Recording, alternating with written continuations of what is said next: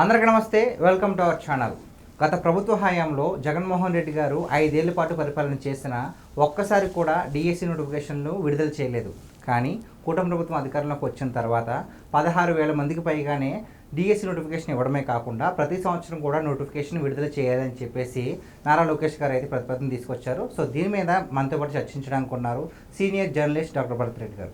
Sir నమస్తే. నమస్తే sir, మనం గత ప్రభుత్వంలో చూసాం, మొత్తం కూడా మెగా డిఎస్సి అని చెప్పేసి ఒక నోటిఫికేషన్ కూడా విడుదల చేయలేదు. అలాంటిది కూటమి ప్రభుత్వం వచ్చిన తర్వాత విడుదల చేయడమే కాకుండా ప్రతి సంవత్సరం విడుదల చేస్తామని చెప్పేశారు. మరి దానిపై మీ అభిప్రాయం ఏంటి? ఖచ్చితంగా లోకేష్ బాధ్యతలు చేపట్టిన తర్వాత మనం గమనించినట్టయితే ఈ సంవత్సర కాలంలో విద్యా వ్యవస్థను సంస్కరించే బాధ్యతను చేపట్టినట్టుగా కనిపిస్తుంది. ముఖ్యంగా విద్యా వ్యవస్థను బాగుపరిచినట్టయితే చాలా సమస్యలు పరిష్కారం అయ్యే అవకాశం ఉంటుంది. ముందుగా ప్రభుత్వ పాఠశాలని మెరుగుపరచడం, మెరుగైన సదుపాయాలు అందించడం, ప్రభుత్వ పాఠశాలల వైపు విద్యార్థులని మళ్లించడం. ఎందుకంటే ఇటీవలి కాలంలో మనం చూసుకున్నట్టయితే గత 10-15 ఏళ్ళ నుంచి చూసుకున్నట్టయితే చాలామంది మధ్యతరగతి, దిగువ మధ్యతరగతి, పేద వర్గాల ప్రజలు, కూలీ వాళ్ళు కూడా ప్రైవేటు స్కూళ్ళ వైపు మొగ్గు చూపుతున్న సందర్భాన్ని మనం చూడవచ్చు. వాళ్ళకు వచ్చే ఆదాయంలో దాదాపుగా విద్యకు, వైద్యానికే 60-70% ఖర్చు చేస్తున్న దాన్ని మనం చూడవచ్చు. ముందు దాన్ని తీసేయాలంటే సరే, వైద్యం సంగతి పక్కన పెడితే ముందు మెరుగైన విద్యను, నాణ్యమైన విద్యను అందియాలంటే ఈ తల్లిదండ్రులను ప్రోత్సహించి వాళ్ళ పిల్లల్ని ప్రభుత్వ పాఠశాలల వైపు మళ్లించాలనే ఉద్దేశంతో తల్లికి వందనం పథకం ద్వారా ఎవరైతే పేరెంట్స్ ఉన్నారో వాళ్ళ అకౌంట్స్లో డబ్బులు వేస్తూ ఆ పిల్లలు స్కూళ్ళకు వచ్చే విధంగా, స్కూల్కి వచ్చిన విద్యార్థుల పిల్లలకు కూడా వాళ్ళకు మెరుగ్గా బట్టలు కానీ, పుస్తకాలు కానీ, మధ్యాహ్న భోజనం కానీ ఇవన్నీ మెరుగ్గా ఇచ్చినట్టయితే వాళ్ళు చదువుకునే అవకాశం ఉంటుంది. ఇది ఒక ప్రక్రియ. ఈ ప్రక్రియలో మరి టీచర్స్ కావాలి కదా. ఇటు ప్రక్రియ పెట్టి నేను బిల్డింగ్ బాగా పెట్టిన, స్కూల్లో పిల్లల్ని తీసుకొచ్చిన 100 మంది స్కూల్ విద్యార్థులు ఉంటే ఒకే టీచరు ఉంటే నడవదు. మళ్ళీ దానికి తగ్గట్టుగా ప్రపోర్షనేట్గా టీచర్ల నియామకం కూడా జరగాల్సిన అవసరం ఉంటుంది. గతంలో జగన్మోహన్ రెడ్డి పాఠశాలను చూపించి నాడు నేడు గత పాఠశాల దుస్థితిలో ఉంది, ఇప్పుడు నేను కార్పొరేట్ లెవెల్లో పాఠశాలను నిర్మించానని చెప్పినప్పటికీ పాఠశాలను నిర్మించిన ఒకటే విద్య కాదు, పాఠశాలతో పాటు విద్యార్థులు ఉండాలి, వారికి చెప్పడానికి టీచర్లు కూడా ఉండాలి. అప్పుడే అది పరిపూర్ణమవుతుంది.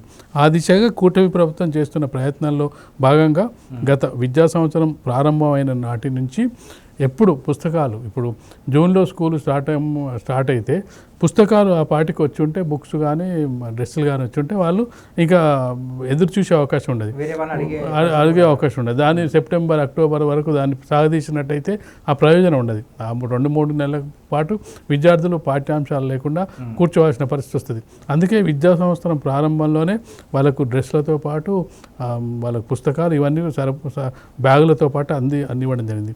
దాంతోపాటుగా డిఎస్సి అంటే టీచర్ల నియామకానికి సంబంధించి ప్రతి స్కూల్లో కూడా మినిమం ప్రపోర్షనేట్గా ఒక 30 మందికి ఒక టీచర్ ఉండాలనే ఒక ప్రపోర్షనేట్గా దానికి సంబంధించి ఎక్సైజ్లో భాగంగా ఇప్పుడు 16,000 పైచీలకు ఉద్యోగాలు నియమిస్తున్న ప్రభుత్వం.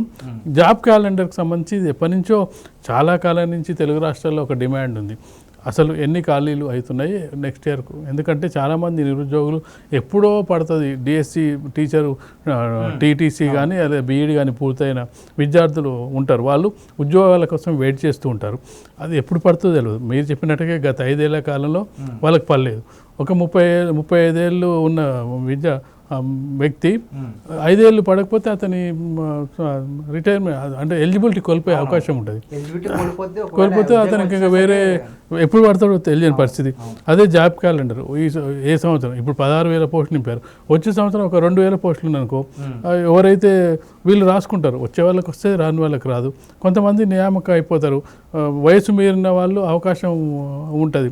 5 ఏళ్ల తర్వాత వచ్చినట్టే 5 ఏళ్ళకి వాళ్ళకి అవకాశం కోల్పోయే అవకాశం ఉంటుంది. ఇప్పుడు 5 ఏళ్ల కాలం నుంచి డిఎస్సి వేయలేదంటే, టీచర్ జాబులు వేయలేదంటే వాళ్ళు అంత కష్టపడి బీఈడి చేసి ట్రైనింగ్ తీసుకొని దానికోసం ఆహారతులు శ్రమించి ఇప్పుడు చదవాలన్నా వద్దా పరిస్థితి. ఇప్పుడు దాని మీద కూర్చొని చదవడానికి ప్రయత్నం చేస్తుంటారు, ఉద్యోగ ప్రకటన వస్తుందా అని చెప్పి. తీరా 5 ఏళ్ల పాటు చదువుతూ ఉండే అవకాశం లేదు. ఇప్పుడు సివిల్ సర్వీస్ ఎగ్జామ్ ఉంది, ఈ షెడ్యూల్ వస్తుంది, ఈ టైంలో ఈ స్టైల్ అంటాం. ఆ జాబ్ క్యాలెండర్ ఉంటే ఏదో జూన్లో నోటిఫికేషన్ పడుతుంది, జూలైలో ఎగ్జామ్ అవుతుంది, ఆగస్టులో ఉండే అనుకో, వాళ్ళు ఒక 6 నెలల ముందు నుంచో 3 నెలల నుంచో చదువుకుంటూ అక్కడి వరకు చూసుకుంటారు. అక్కడ రాలేదనుకో మళ్ళీ వచ్చే సంవత్సరం మళ్ళీ ప్రయత్నం చేస్తారు, వచ్చే సంవత్సరం మళ్ళీ పడుతుందని చెప్పి. అది ఉండడం వల్ల ఏమైందంటే వాళ్ళకు ఒక ఎప్పుడు చదవాలి, ఎందుకు చదవాలని తెలిసే పరిస్థితి ఉంటుంది. ఇప్పుడు ఎప్పుడు పడుతుందో తెలియదు, గత ప్రభుత్వం ఎప్పుడు పడుతుందో తెలియదు, పడుతుందో తెలియదు, చదవాలనో తెలియదు. చదివితే ఇంటి దగ్గర ఖాళీ కూడా కూర్చున్నా సరే ఇంట్లో వాళ్ళు కూడా ఏదో అంటూ ఉంటారు. ఇప్పుడు ఖాళీగా ఉంటే నీకు 5 ఏళ్ళ దాకా పర్లేదు, 5 ఏళ్ళు ఖాళీగా ఉండాలన్నా వేరే పనన్నా చేసుకోకుండా దీనికోసం వెయిట్ చేయడం, ఇవన్నీ సమస్యలు ఉంటుంది. కాబట్టి ఖచ్చితంగా కూడా ఇప్పుడు ఈ 16,000తో పాటుగా ఎవ్రీ ఇయర్ కనుక జాబ్ క్యాలెండర్ ఇచ్చినట్టయితే ఖచ్చితంగా నిరుద్యోగులు ఖచ్చితంగా కొంత వాళ్ళకు వెసులుబాటు ఉండే అవకాశం ఉంటుంది. వాళ్ళు చదువుకునే వాళ్ళు చదువుకుంటారు, వేరే వాటికి వెళ్ళేవారు వేరే వరకు వెళ్తారు. కొన్ని సందర్భాల్లో మనం చూస్తాం వాళ్ళు డిఎస్సికి చదవాలన్నా లేదంటే వేరే గ్రూప్ 1 గ్రూప్ 2 ఇవి కూడా పడుతుంటాయి. దేనికి చదవాలన్నా అర్థం కాని పరిస్థితి ఉంటుంది. ఎవరికి దేనికి ఎలిజిబిలిటీ ఉంటే దానికి చదువుకునే అవకాశం ఉంటుంది. కాబట్టి ఖచ్చితంగా కూటమి ప్రభుత్వం వచ్చిన నాటి నుంచి మనం గమనించినట్టయితే ఖచ్చితంగా విద్యపై ప్రత్యేక దృష్టి పెట్టినట్టుగా కనిపిస్తుంది. విద్యాశాఖ నేనే తీసుకుంటానని చెప్పి ఏరుకోరి కూడా లోకేష్ తీసుకోవడం జరిగింది. గతంలో చూసుకుంటే విద్యాశాఖ అంటే కొంత చిన్న చూపు ఉండేది. అంటే మిగతా మంత్రుల కంటే క్యాబినెట్ పోర్ట్ఫోలియో కంటే విద్యాశాఖ మీద పెద్ద ఏం ఇన్కమ్ ఉండదు, ఏముండదు, అది పెద్ద ఏమంటారు పబ్లిసిటీ కానీ అది పెద్ద షో కాదు అనేది ఉంటుండే మిగతా మినిస్ట్రీ. కానీ ఇప్పుడు విద్యాశాఖ ఎంత ఉన్నతమైంది, విద్యాశాఖ ద్వారా ఏమేమి సాధించవచ్చు మనం చాలా చెప్తుంటాం. 15th ఆగస్ట్ రోజు లేకపోతే 26 జనవరి నేటి బాలలే రేపటి పౌరులు అని చెప్తారు. నేటి బాలలు తయారు చేయాలంటే విద్యా వ్యవస్థ నుంచి చక్కదిద్దాల్సిన అవసరం ఉంటుంది. దానికి సంబంధించిన ఇన్ఫ్రాస్ట్రక్చర్ ఉండాలి, దానికి సంబంధించిన చెప్పేవాళ్ళు ఉండాలి. చెప్పేవాళ్ళు లేకపోతే కష్టం. కాబట్టి వాటిని అన్నింటినీ దృష్టిలో పెట్టుకొని కూటమి ప్రభుత్వం దాన్ని ఏదైతే వాళ్ళు మేనిఫెస్టోలో పెట్టుకురో వాళ్ళ ఆలోచనలకు అనుగుణంగా ముందుకెళ్తున్నట్టుగా కనిపిస్తుంది. గతంలో కూడా చంద్రబాబు నాయుడు ఉమ్మడి రాష్ట్రంలో ముఖ్యమంత్రిగా ఉన్న సమయంలో కూడా దాదాపు ఒకేసారి 40,000 పోస్టులు ఉద్యోగాలు తీసే జాబులు నింపిన సందర్భం ఉంది. తన హయాంలోనే దాదాపు 2-3 డిఎస్సీలు వేసిన సందర్భం ఉంది. ఒక 10 ఏళ్ల కాలంలోనే దాదాపు ఎక్కువ ఉద్యోగాలు నింపింది లక్షల్లో. అంటే ఆ తన హయాంలో నింపడం జరిగింది. తర్వాత వచ్చిన వాళ్ళు ఎవరు కూడా నింపిన దాఖలాలు మనకు కనిపించలేదు. విద్యపై ప్రత్యేక దృష్టి చంద్రబాబు నాయుడు ఎక్కడికి వెళ్ళినా మీటింగ్లో చెప్తున్నది అంటే పిల్లల్ని చదివించండి, చదువుకోవాలి, చదువుకుంటేనే భవిష్యత్ అని తన ఆలోచనకు అనుగుణంగానే లోకేష్ కూడా ఆ ఆలోచనకు అనుగుణంగా ప్రభుత్వ ఆలోచనకు ముఖ్యమంత్రి ఆలోచనకు అనుగుణంగానే పనిచేస్తున్నట్టుగా కనిపిస్తుంది. కాబట్టి ఈ డిఎస్సి నియామకం ద్వారా చాలామంది నిరుద్యోగులు డిఎస్సి ఎప్పుడు పడుతుందో అని వెయిట్ చేసిన నిరుద్యోగులు వాళ్ళందరికీ ఇప్పుడు ఒక ఆశ కలిగించింది.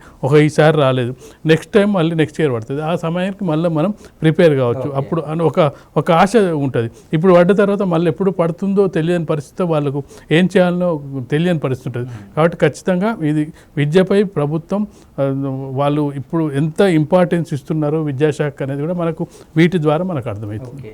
అంటే కూటమి ప్రభుత్వం అధికారంలోకి రాకముందు ఎన్నికల సమయంలో ఒక హామీ ఇచ్చింది. ఏంటంటే ఒకవేళ అధికారంలోకి వస్తే కనుక 5 సంవత్సరాల్లో 20 లక్షల ఉద్యోగ అవకాశాలు కల్పిస్తాము అని. మరి ఆ దిశగా అడుగులు పడుతున్నాయి. మరి అంతమందికి ఉద్యోగ అవకాశాలు కల్పించే అవకాశం ఉందంటారా సార్ నిజంగా? 20 లక్షలు అంటే ఒకటి ఏంటంటే మనం చాలామంది అనుకునేది ఏంటంటే కేవలం ప్రభుత్వ ఉద్యోగం అనుకునే పరిస్థితి మన రాష్ట్రంలో కూడా గతంలో కూడా ఉన్నది. కానీ చంద్రబాబు నాయుడు ఎప్పుడైతే గతంలో 94 తర్వాత అధికారంలో ఉమ్మడి రాష్ట్రం వచ్చిన తర్వాత చూసుకున్నట్టయితే ఉద్యోగం అంటే ప్రభుత్వ ఉద్యోగమే కాదు ప్రైవేటు ఉద్యోగం కూడా ఉద్యోగ కల్పన అనేది తర్వాత చాలామంది తెలిసి వచ్చింది. ఈ రోజుల్లో మనం చూడండి ఎంతమంది ప్రభుత్వ ఉద్యోగాలకు పోటీ పడుతున్నారు. ఇంటర్ అయిపోగానే బీటెక్ చేయడం, బీటెక్ తర్వాత యూఎస్కి వెళ్ళడం, యూకేకి వెళ్ళడం, ఆస్ట్రేలియాకి వెళ్ళడం చేస్తున్నా. కానీ ప్రభుత్వ ఉద్యోగాలు కావాలని కంకణం కట్టుకొని కూర్చున్న వాళ్ళ సంఖ్య తగ్గిపోతుంది, తక్కువ. దానికి కారణం ఏంటంటే చంద్రబాబు నాయుడు దూరదృష్టి. హైటెక్ సంబంధించి హైటెక్ సిటీ ద్వారా సాఫ్ట్వేర్ డెవలప్ అయింది, ఈ సాఫ్ట్వేర్ ద్వారా ఉద్యోగాలు కల్పన జరుగుతుందని చెప్పి 30 ఏళ్ల క్రితం తను ఊహించింది. కాబట్టి ఈరోజు అప్పుడు పుట్టని వాళ్ళందరూ కూడా ఇప్పుడు ఉద్యోగాలు చేస్తున్న సందర్భాన్ని మనం చూడవచ్చు. ఇప్పుడు కొత్తగా ఏం చేస్తుండ్రు, ఏఐ టెక్నాలజీ అని చెప్పి తీసుకొస్తుండ్రు. ఏఐ టెక్నాలజీ ఇప్పుడు అమరావతిని మెయిన్ సెంటర్గా చేద్దాం అంటే మరొక 30 ఏళ్ళ తర్వాత కూడా పిల్లలకు కూడా నెక్స్ట్ అంటే ఈ టెక్నాలజీ మారిపోయిన తర్వాత నెక్స్ట్ టెక్నాలజీ. కాబట్టి ఉద్యోగ కల్పన అనేది ఒకే రంగంలో ఉండదు, అన్ని రంగాల్లో ఉంటాయి. ప్రభుత్వ ఉద్యోగాలు ఎన్ని ఉంటాయి, లిమిటెడ్ ఉంటాయి. ప్రభుత్వ ఉద్యోగాలు, ప్రైవేట్ ఉద్యోగాలు, వాళ్ళకు సొంతంగా ఏదైనా పెట్టించడం, ఓన్గా ఇండస్ట్రియలిస్ట్గా తయారు చేయడం, కుటీర పరిశ్రమలు అనుకోవచ్చు, ఉపాధి కల్పన కూడా ఉద్యోగమే. ఇప్పుడు నువ్వు ఒక కంపెనీ పెట్టి నలుగురికి ఉద్యోగం ఇచ్చారంటే నీతో పాటు నలుగురు బతుకుతున్నారని అర్థం. ఈ ఉపాధి కల్పన కూడా ఉద్యోగమే. ఈ విధంగా చేసుకుంటే ఖచ్చితంగా కూడా అందరికీ ప్రభుత్వ ఉద్యోగాలు కల్పించలేరు, అందరికీ ప్రైవేట్ ఉద్యోగాలు కల్పించలేరు, అందరికీ కుటీర పరిశ్రమలు ఉపాధి అవకాశాలు కూడా కల్పించలేరు. కాబట్టి ఒక్కొక్క రంగంలో ఒక్కొక్కటి వెళ్తున్న సందర్భంలో టోటల్గా చూసుకున్నప్పుడు ఏదైతే వాళ్ళు టార్గెట్ పెట్టుకున్నారో ఆ టార్గెట్ని రీచ్ అయ్యే అవకాశాలు కనిపిస్తాయి. Okay, thank you so much. Okay.